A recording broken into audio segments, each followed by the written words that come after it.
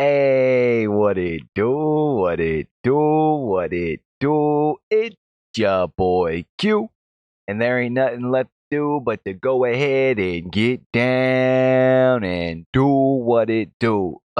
Look, I gotta be honest here for a minute. I'm still honestly kind of trying to like wrap my head around everything that we saw tonight during the Pittsburgh and Cleveland game. Because by the time that most of you guys probably turned off the game, those of us who were still watching were fortunate enough for, I guess you could say maybe unfortunate enough, depending on your view.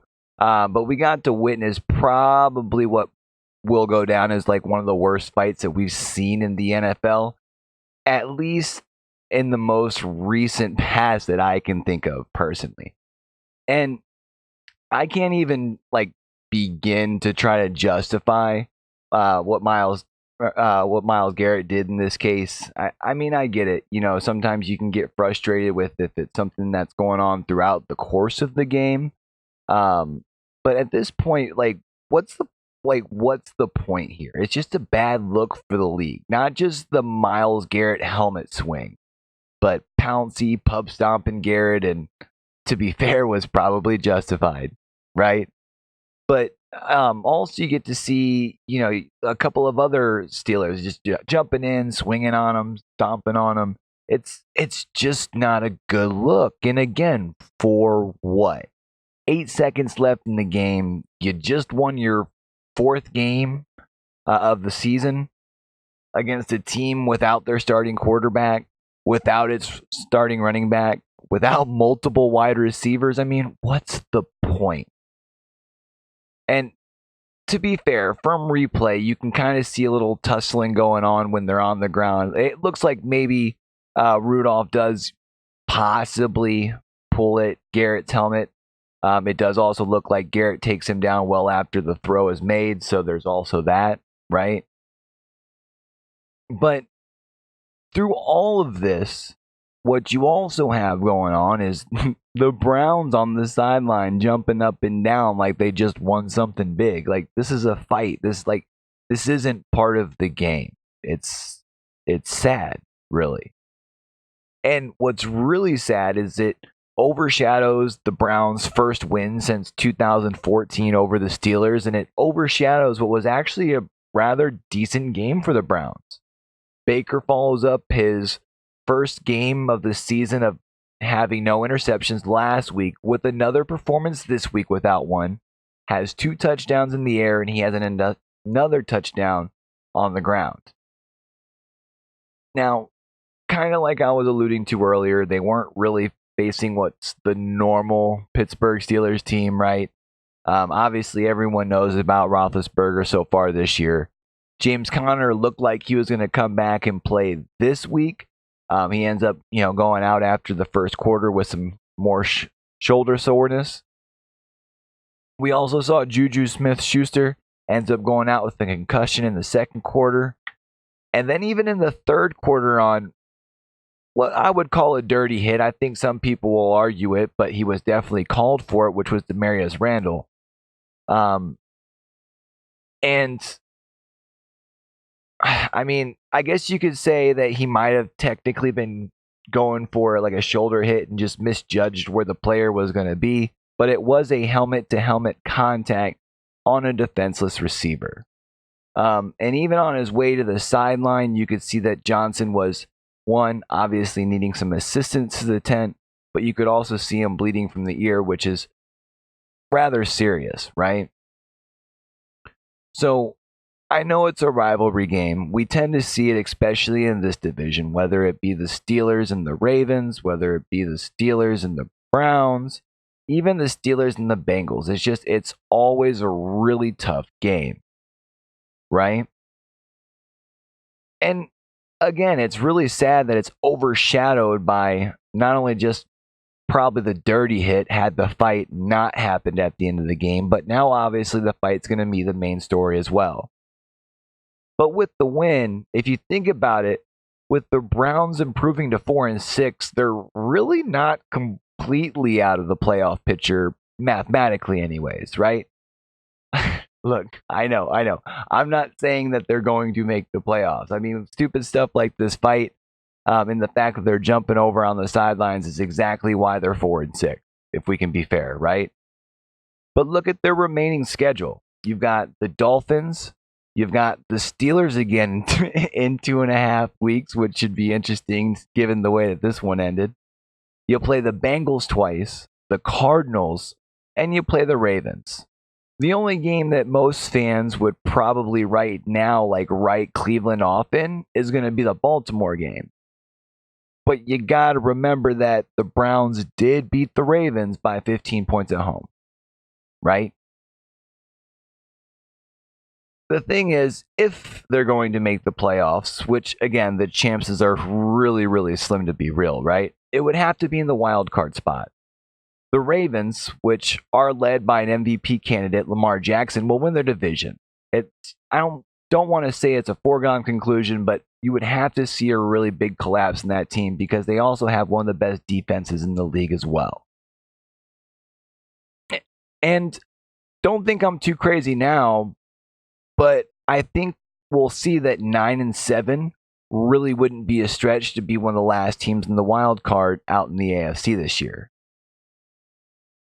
Most importantly, Baker and Beckham, they've got to figure it out. Without forcing is probably, quite honestly, the thing that trumps that. Because a couple weeks ago, Baker was talking about, I think, one of his Thursday sessions with the media about how they need to start forcing the ball to Odell more in the beginning of the game because he's a playmaker. Look, I get it. Odell has already established his brand in the NFL while Baker is not, making him the easier person to blame. But, to be fair, Odell has not been a Pro Bowler since 2016.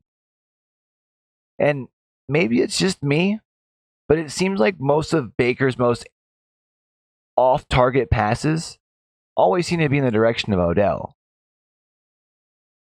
I'm not saying that it's completely off of Baker, but I think that if we see two common factors, maybe they're the two common factors for a reason, right? Regardless, though, the Browns got to stop doing it to themselves. Stop worrying about the watches or whether or not they deserve a certain type of mustache for a post-game interview. I mean, seriously, what the fuck is that? Stop leading the league in penalties and now heading into this easy part of their schedule, they're already short a couple pieces, and who knows how long Garrett's going to be out. I really wouldn't be surprised if he was out for the rest of the season.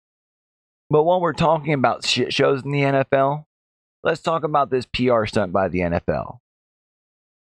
Look, I know, it sounds good and all. The NFL took this time to put together this little workout, I guess you could say a pro day for Kaepernick, right? And here's what we know. Colin's team was contacted Tuesday and were told that they were going to have a workout this Sunday.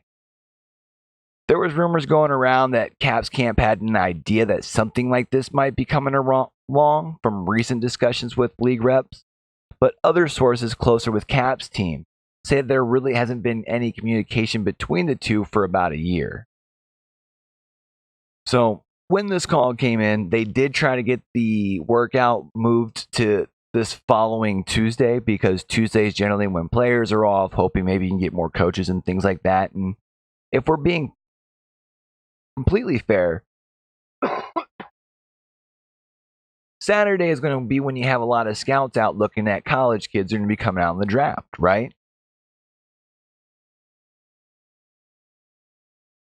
So they tried to move the workout to another Tuesday when the players are usually off. The NFL declined. They tried to move it to at least a different Saturday. The NFL declined. And look, I get it. At least he's getting his shot, right? So why are you complaining? But it's the whole process of everything. The whole point of Kaepernick having a pro day is so that teams could come in and evaluate him on a fair and honest basis and see if he could be a contributor to them on their team. But let's face it, Saturday is for college football. And we're late enough into the season that this is going to be when a lot of at least your bigger scouts, maybe even some of your probably not your coaches, but your other bigger execs are going to be actually showing their faces and trying to get in and understand players for this upcoming draft. Kaepernick's team was told that they were going to be getting a list of who and which teams would be attending and who they're sending, but that's changed. Now a team could send anything from like a regional scout to even sending the assistant to the assistant's assistant, and you would never know the difference, right?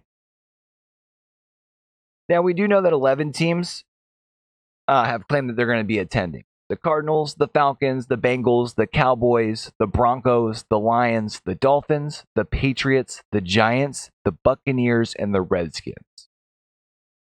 But let's think about it. The Cardinals, the Giants, and the Redskins all have rookie quarterbacks that they already spent a first-round draft pick on this last year, right? The Cowboys are still trying to appraise Dak before contract talks resume. The Lions have a pretty good quarterback. He just has a back injury, so maybe wouldn't be that bad of an idea. The Bucs definitely need to move on from Winston, in my opinion. I know other people think otherwise. The Falcons also should probably do the same from Ryan at this point in his career. Look, the Bengals, the Broncos, and the Dolphins are all in apparent rebuild mode. So if we're thinking about it, it would really make sense for them to spend the time, actually going out, drafting and developing a quarterback versus getting a 32-year-old quarterback and hoping that he sticks around enough for the team to catch up to him, right? And the other thing that we know, if we can think about it for a moment, is that he was Lamar before Lamar. Now look, I know Lamar Jackson is having a phenomenal year, and I don't want to downplay that. If Russell Wilson isn't your MVP, there's probably a good chance that Lamar Jackson's in the discussion. And again, I think just like we said last episode, we have all heard the facts about the first 16 games, right?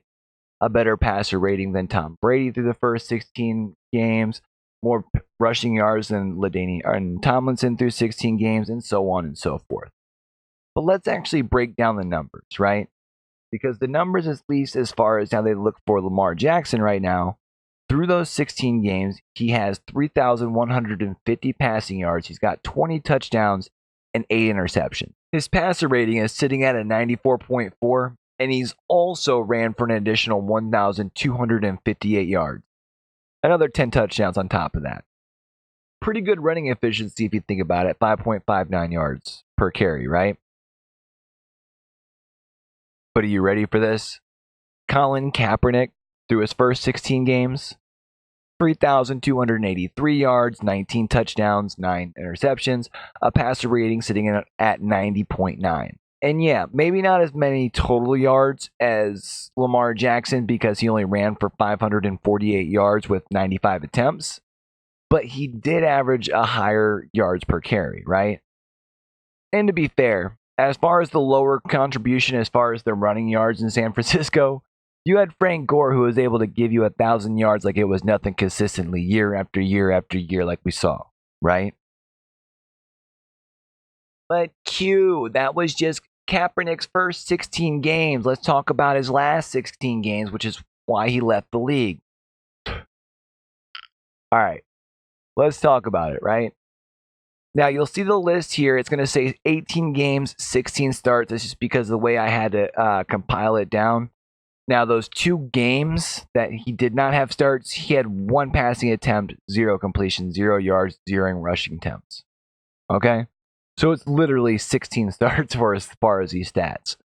So you've got still 3,289 yards. Again, 16 starts. Now, he did rush for less yards than Lamar Jackson yet again, 586 yards on only 91 attempts. But you're going to see he was more efficient with those attempts, right? And at that point, he did have Carlos Hyde in his backfield as well. I think if we're being honest, Carlos Hyde a couple years into his career, Frank Gore at his point in his career, both of them better options than Ingram, even though Ingram's a really good option in today's league, right? So can we get past that? Perfect. We're not going to slow this thing down today. All I'm saying is this. the reason I wanted to bring up these stats here is because I know that there are some people out there who are going to say that Lamar is an MVP candidate, which he is. But they're also going to say either one of two things: either that Kaepernick was not good at any point in time when he left, or he did not have a very good performance during the last season and a half. And as you can see here, it was really equally about the same his first 16 games and his last 16 games in the league, right? The only difference was what? Let's think about it. How his team was doing, right? And football is a team game. Those last 16 games, the last season that Colin Kaepernick played in the league, the other side of the ball, the 11 guys were literally the worst team in the league when it came to points allowed per game. And I can't remember where they were sitting as far as yards per game, but they're sitting pretty high up there in that category as well. Like, winning cures all. So it's easy enough for us to sit back and remember that in those first 16 games, he was an MVP candidate and he took his team to the Super Bowl, had that nice little run in the playoffs. But his performance, as we can see, pretty well close to the same, right? And this isn't anything new. Winning cures all, but especially at the quarterback position, because the quarterback often gets way too much blame for the team's failures, right? And he often gets quite a lot of credit and maybe way too much for the team's success. But it just doesn't add up. Nothing of it does, right? He gets next to no heads up. He's told he's going to be given a list of attendees, and now he's not. During the heart of scouting season is when they're going to hold on this little essentially pro day for Kaepernick, right?